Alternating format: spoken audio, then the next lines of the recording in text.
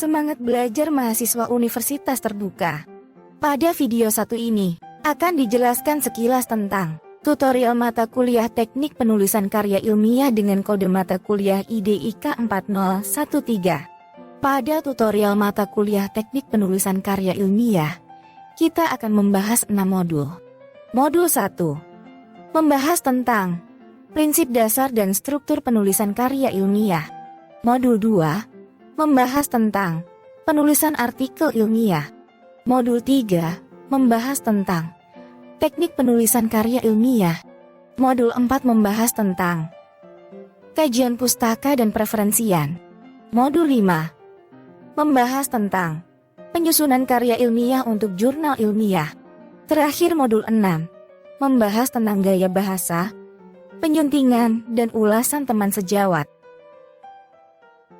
Proses tutorial dilaksanakan melalui flipped classroom yang terdiri dari 3 tahap antara lain. Kegiatan pre-class, yaitu kegiatan mahasiswa sebelum kelas dilaksanakan. Kegiatan in-class adalah pembelajaran yang dilakukan mahasiswa di dalam kelas daring. Dan kegiatan post-class, yaitu kegiatan yang dilakukan mahasiswa setelah pembelajaran di kelas. Pada kegiatan pre-class, mahasiswa belajar secara mandiri melalui modul cetak, modul daring, video, atau sumber belajar pendukung lainnya. Dibentuk 6 kelompok kecil. Satu kelompok akan membahas satu modul yang dipresentasikan pada pertemuan 2 sampai dengan pertemuan 7, sesuai giliran. Kelompok yang tidak presentasi mendapat tugas individu untuk membuat ringkasan materi dan minimal 2 pertanyaan yang belum dipahami terkait materi yang dipelajari. Misalnya kelompok 1 bertugas presentasi, maka mahasiswa di luar kelompok 1 wajib membuat ringkasan materi dan 2 pertanyaan. Pada kegiatan in-class, tutor akan memfasilitasi kegiatan presentasi dan diskusi. Kelompok presentasi mempresentasikan materi modul. Sedangkan kelompok yang nomor urutnya setelah kelompok presentasi bertugas sebagai moderator dan notulen. Misalnya kelompok 1 bertugas presentasi, maka anggota kelompok 2, 1 orang bertugas sebagai notulen, 1 orang lainnya bertugas sebagai moderator, yang mengatur jalannya presentasi diskusi, dan mengatur alokasi waktu. Apabila dalam presentasi dan diskusi ada miskonsepsi, atau materi yang belum dipahami oleh mahasiswa, maka tutor akan meluruskan pada pemahaman yang benar, dan menjelaskan materi agar lebih mudah dipahami. Pada kegiatan post-class masing-masing mahasiswa bertugas membuat jurnal belajar harian, yang berisi tentang materi apa yang sudah dipahami, materi apa yang belum dipahami, evaluasi diri, dan rencana belajar selanjutnya. Selain itu, mahasiswa wajib mengikuti diskusi secara asinkron pada lms.ut.ac.id dan membuat 3 tugas wajib pada pertemuan ketiga, kelima, dan ketujuh yang diunggah pada laman lms.ut.ac.id.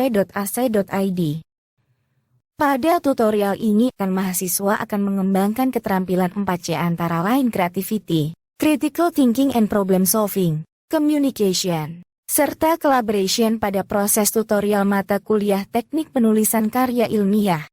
Creativity dikembangkan melalui dorongan pada mahasiswa untuk menghasilkan, mengembangkan, dan mengimplementasikan ide-ide secara kreatif, baik secara mandiri maupun berkelompok. Mahasiswa didorong untuk mengembangkan, melaksanakan, dan menyampaikan gagasan-gagasan baru, bersikap terbuka dan responsif terhadap perspektif baru dan berbeda. Critical thinking and problem solving dikembangkan melalui membelajarkan mahasiswa untuk mengidentifikasi, menganalisis, menginterpretasikan, dan mengevaluasi bukti-bukti, argumentasi, klaim dan data-data yang tersaji secara luas melalui pengkajian secara mendalam, serta merefleksikannya dalam kehidupan sehari-hari.